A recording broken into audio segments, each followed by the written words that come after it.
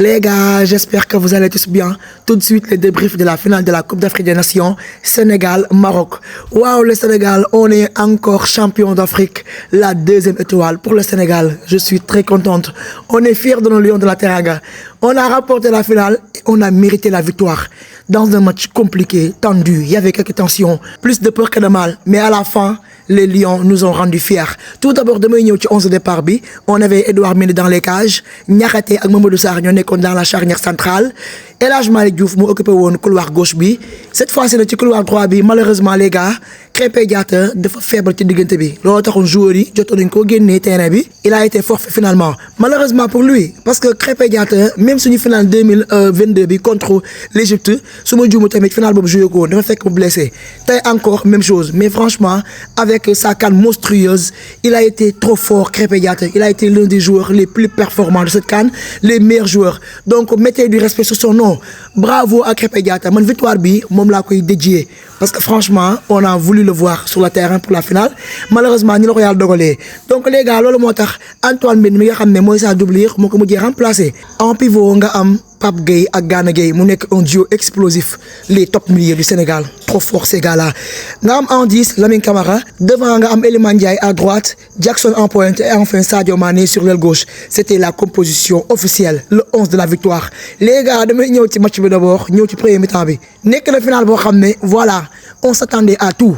man xaroon naa ci côté arbitrage bu scandaleux xaroon naa aussi ci côté match bu tendu entre les deux équipes xaroon naa aussi match boo xam ne ñaari équipes yi kenn nangoo jël benn risque pour se découvrir derrière parce que Maroc ak Sénégal ñëpp xam nañ ne c'est deux équipes joueuses équipe la yoo xamante ne si pour la finale kenn mënta nangoo def yenn erreurs yi sinon boo encaissé but rek c'est fini ki njëkk a mëne moom mooy kay match bi loolu moo tax Sénégal à un moment donné bu fekkente ne Marocains yi ñoo yor bal bi malgré que Sénégal moo dominé mais une fois que Sénégal yoruñu bal bi dañuy rester derrière bañ a def yenn erreurs yi di moytu pressing ëpp yi parce que pressing haut boo koy def rek da ngay laisser des espaces derrière Maroc également bi Sénégal yoree bal bi ñoom tamit même chose doon jouer il restait derrière bañ a def benn erreur di espérer ay perte de balle des joueurs du Sénégal pour partir en contre donc ñaari équipe yi ci premier mi-temps bi kenn ku ci nekk noonu ngay jouer ku nekk da nga wan sa morom ne ko du ma nangoo génn def erreur nga may dugal mais à un moment donné Idrissa Gana Gueye il a failli nous plomer le match les gars parce que defoon na quelques pertes de balle tellement que milieu bi y avait de l'intensité moo tax perte de balle yooyu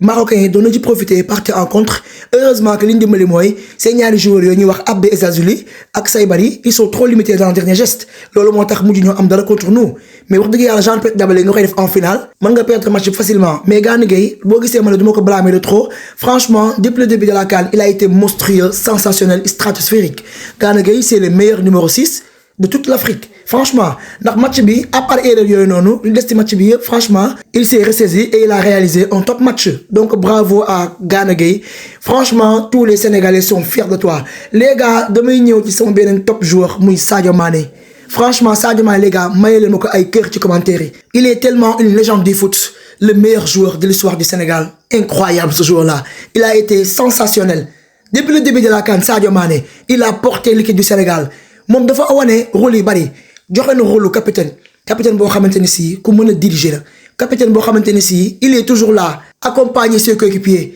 les jeunes joueurs franchement de porter l'équipe apporter sa pierre à l'édifice depuis le début de la CAN amul benn match boo xam ne Sadio Mané flop na lu incroyable loolu moo tax ñu fal ko le meilleur joueur de la compétition il le mérite vu qu'il a été décisif dans chaque match franchement tout le peuple sénégalais est fier de toi Sadio Mané tu es une fierté pour le pays leen rek ne saan lay triste mooy c'était sa dernière CAN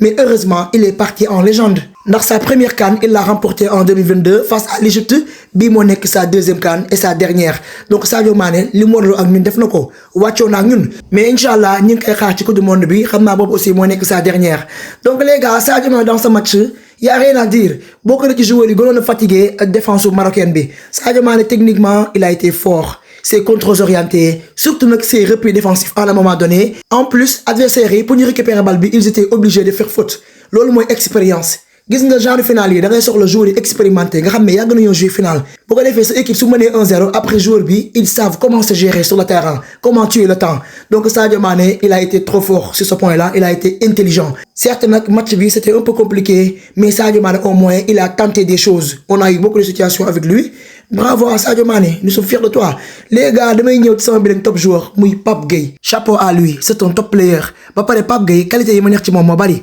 Moom déjà pivot bi muy jouer yamul ci rek di tenir les milieux, gagner des duels contre eux à travers la combativité, l'agressivité et avoir aussi des contrôles orientés. En plus, xam na ban moment la war a temporiser le jeu, xam na ban moment aussi la war a calmer le jeu. Ba pare nag li ma gën a neex ci moom mooy day percer. Loolu c'est très important pour un milieu. Nga xamante ni si parfois da ngay jël rôle relayeur di projeter vers l'avant, casser des lignes, faire des décalages, apporter de la profondeur. Ba pare nag surtout day alimenter ailier yi parce que combinaison bi nga xam ne mi ngi koy def entre ñoom. Il y a des automatismes avec ses coéquipiers. Donc, soit des frappes pour me marquer, soit me servir le numéro 9 pour qu'il fasse la différence. Ensuite, même en dehors de la surface de réparation, il tente des frappes.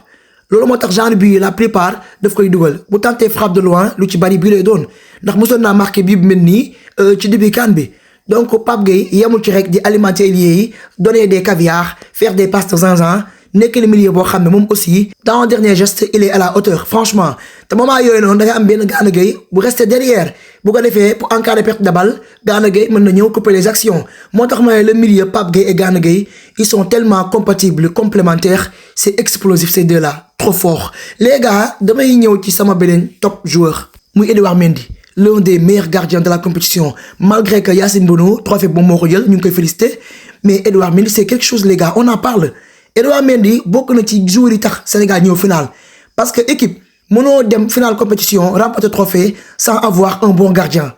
gis nga gardien bu baax day sori équipe parce que gis ngeen yenn match précédent yi doon jouer amoon action yoo xam ne adversaire bi nga ko defee mais Mendy moo def ay parades yoo xam ne bari yooyu bu duggoon du baax ndax équipe boo gis ci biir match bi dina am ay temps fort ak ay temps faible léegi Sénégal la ci ay temps faible am tombé adversaire bi nekk ci temps fort am mais franchement on a compté sur un Edouard Mendy boo xam ne il a été vigilant il réalisait des arrêts des parades boxer bal mu génn corner même si match bi contre Maroc Marocains yi amoon nañu ay situations yoo xam ne mais franchement on a compté sur Mendy boo xam ne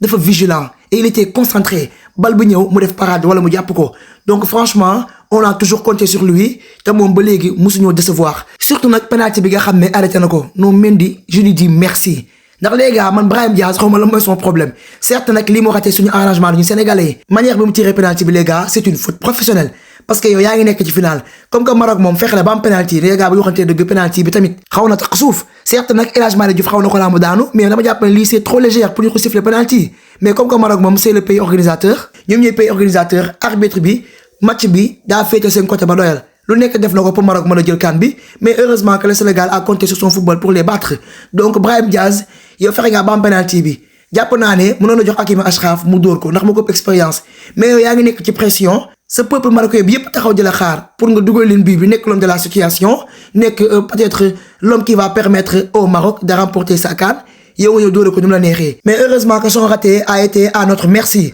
donc ñun moom on s'en fout l'essentiel en est que Mendy il a été là il a été vigilant mais les gars bu ñu waxantee dëgg rek bii bi nga xam ne Sénégal dugg na ko lii moom wax dëgg yàlla du faute parce que déjà joueur bi moom moo njëkk a ñëw en duel mais ba ñu fëlantee loxo moom moo def exprès daal daanu nga xam ne ne bu daanoo arbitre bi forcément di siffle faute ndax man arbitre congolais bi j'ai l'impression que il était en mission pour gâcher notre match c'est comme si que daal day bëgg di avantager marocains yi pour ñu jël kàmb suñu kaw ndax moom mënuñoo annuler suñu bii bi nga xam ne daf ko wan validé ba pare nag bëgg a siffler Maroc penalty boo xam ne mooy loolu c'est trop léger loolu moo tax joueur Sénégal à un moment donné ñu daal di mer daal di dellu ci vestiaire yi boycotté match bi c'est compréhensible parce que équipe bi mënuñu depuis le début de la compétition ñu football ba agsi fii ba ñëw final arbitre bi ñëw bëgg a yàq suñu match trophée ba ko jox Marocains yi injustement moo tax je me dis que match bi bu ci arbitre bi neutre rek teg ko ci yoon Sénégal mën na gagner Maroc mais par contre arbitre bi bu dee avantage Maroc rek match bi mën na compliqué ci Sénégal malgré que mën nañ ko gagner à la fin donc loolu moo tax à un moment donné Sadio Mané xam ne lii su ko bàyyi noonu day yomb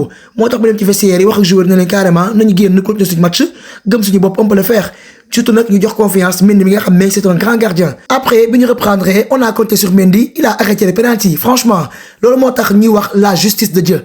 parce que yàlla di ànd ak kuy tricher parce que Maroc dañoo bëggoon a tricher pour mën a gagner match bi injustement mais heureusement que yàlla àtte na raté na ses penalty Sénégal ci prolongation Pape Gueye il a ouvert le score et le Sénégal a gagné franchement mais les gars damay ñëw aussi ci entraîneur bi muy Pape Thiaw franchement mettez du respect sur son nom Pape Thiaw pourtant bii moo nekk sa première CAN et il l'a remporté avec le Sénégal ndax moment yi nga xam ne Aliou Cissé quitté na équipe Sénégal bi Pape Thiaw était juste là en tant qu'intérimaire dañ ko fa tegoon entre temps far yàlla nag moom mu ñëw propose loo xam ne lu Sénégal yàgg a xaar ci moom la muy dafa indi football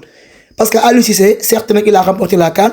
mais équipe défensive la daan teg alors que Pape Thiaw dafa ñëw jël loolu lépp teg ko fële xam ne Sénégal ak joueurs yi mu yor effectif bu ñu yor ak la qualité de nos joueurs pourquoi pas mu ñëw proposer football. Il a été audacieux parce que lii fallait que ñu am entraîneur bu mel ne moom bu am audace pour mën a teg loolu Sénégal dafa soxla woon loolu parce que CAN bi soo ko bëggee remporter il faut que nga mën a am équipe bu Pape Thiaw mën a construire actuellement. parce que léegi le football a changé boo amee ay jeunes joueurs yu talentueux nga xam ni nga leen utiliser rek ak benn système bu baax boo teg franchement da ngay réussir. parce que moo nekk ci compétition officielle bu mel ne la CAN tactiquement soo proposé wu dara lu baax rek mënoo sori Sénégal nag li muy propose ci football kenn attanu ko loolu moo tax tey jii mu réussir ba dem final ba remporter la CAN dóor Maroc bi nga xam ne amagul woon benn défaite donc loolu c'est à saluer franchement donc Pape Thiaw système bi nga xam ne indi na ko muy 4-2-3-1 ça marche 4 défenseurs derrière am ñaari pivot yoo xamante ni c'est leen ñi bu leen tegee milieu bi dina intense ba pare am ay ailiers yoo xam ne ça joue bien ba pare li ma neex si moom dafa indi mentalité boo xam ne def na carrément ay joueurs am soxlawuma ay individualité j'ai besoin du collectif pour gagner parce que équipe collectif moo lay tax a jël ay trophées loolu moo tax équipe Sénégal bi ñoom ñëpp dañuy jouer tout le monde participe ça combine bien entre les joueurs il y a des automatismes bu ñuy créer action tout le monde s'y met ba ku nekk mën naa dugal but c'est pas seulement le numéro 9 ailier mën na dugal milieu yi ko ci mel ne Pape Gueye wala même défenseurs yi donc franchement le Sénégal manière bi nga xam ne ñu ngi koy jouer sur le terrain il mouille le maillot il se tue sur le terrain donc ñëpp a nekk benn collectif daal moo tax Sénégal tey jii remporter la CAN franchement. même côté repli défensif aussi da ngay gis des fois ailiers yi ñuy wàcc beaucoup plus bas pour mën a aider seen coéquipiers défensivement essayer d'empêcher les adversaires de faire la différence donc chapeau à Pape Thiaw franchement c'est l'homme de la situation nekk la ko ci boo xam ne il nous a rendu fiers donc ñu ngi koy xaar aussi ci coupe du monde bi avec l'équipe du Sénégal franchement na coupe du monde aussi au moins bëgg nañ cee sori duna nag coupe du monde mën nañ koo jël. parce que y a aussi des équipes européennes yoo xam ne ils sont beaucoup plus forts que nous mais ñun on croit en notre équipe mu gëm nañ Sénégal pourquoi pas coupe du monde bi Sénégal mën a dem ba ay quart de finale yooyu mën na sori ça dépend ci lu ñuy proposer donc on verra pour la suite. les gars damay ñëw ci sama benn top joueur muy El Hadji Malick Diouf moom aussi il fait partie des meilleurs joueurs de la CAN bi CAN bi commencé ba léegi ci côté aile gauche bi non li ñu ciy def c'est quelque chose il a mis Jacob sur le banc. mais li may wax ci football rek joueur mën nga koo mag nga jiit ko sa équipe moom mu ñëw wane loo xam ne yow wane woo ko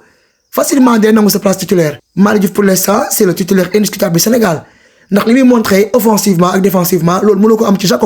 Jacob contre les petites équipes ça peut se faire il peut faire le taf mais contre les grosses équipes day am problème quant à nag El Hadji Malick Diouf moom ak adversaire bu Sénégal mën taseel moom il n'a peur de personne. la fois passée gis ngeen ko il a pocketé Mohamed Salah daf ko foudroyé Salah keroog dafa match bu baax parce que El Hadji Malick Diouf moo ko mayu dara tey également aussi sonal na ñoom Brahim Diaz mayu leen dara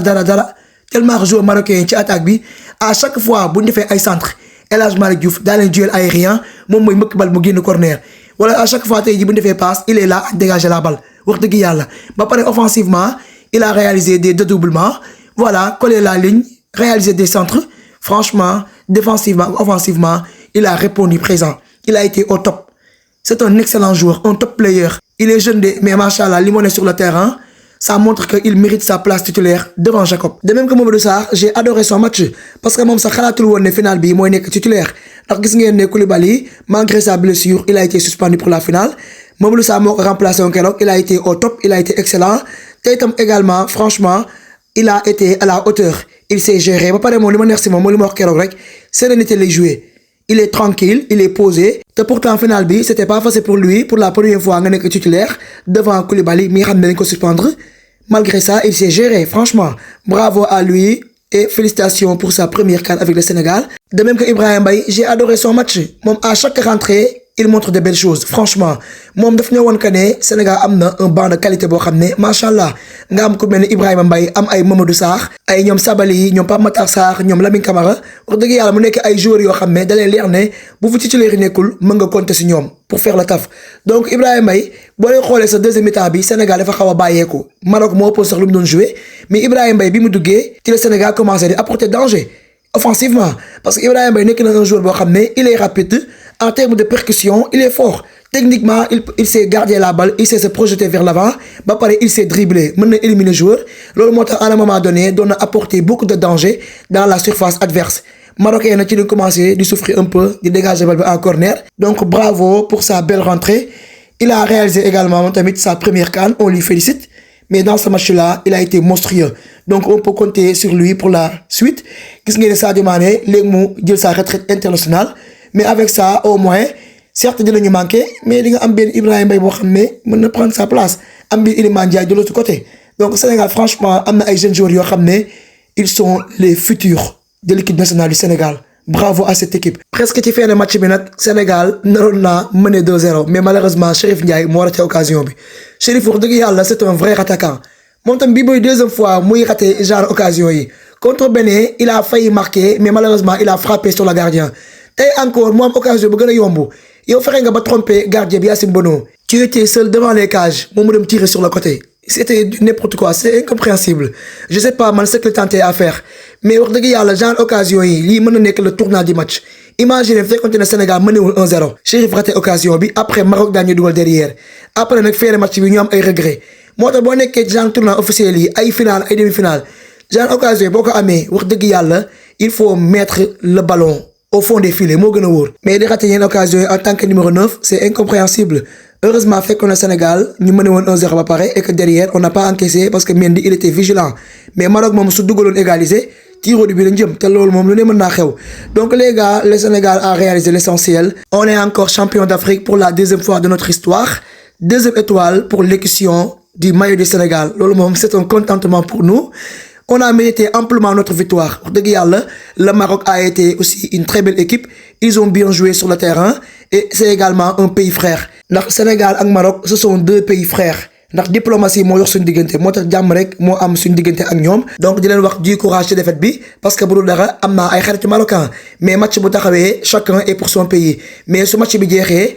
la meilleure équipe l'a remporté mu nekk équipe Sénégal mais loolu du yàq dara suñu diggante ak ñoom donc le Sénégal a mérité sa victoire. Depuis ba CAN bi commencé ba léegi on a montré que de belles choses donc trophée bi inchallah Sénégal la jëm parce que ñun ñoo ko liggéey. Donc les gars maa ngi xaar seen avis dans les commentaires ngeen wax ma qui sont vos top joueurs et vos flops ngeen wax ma également naka ngeen gisee les performances de nos joueurs sur le terrain. Donc de l'autre côté gis naa ne Barça Real Sociedad daf ko gagné 2-1 man xamoon naa ne match bi moom duñ ci génne parce que c'était un match compliqué malgré que joueur def nañ effort. Donc tey ci finalu Sénégal bi ci laa gënoon a concentré wu loolu moo tax tey jii match Barça bi jeexee mënuma ko débriefer ndax lu ma bëgg Barça franchement sama réew moom moo nekk numéro 1. Donc match Barça bi mën naa am fii suba inchallah bu fekkente ne libre naa mën naa def vidéo pour débriefer match bi bu fekkente ne nag mënul nekk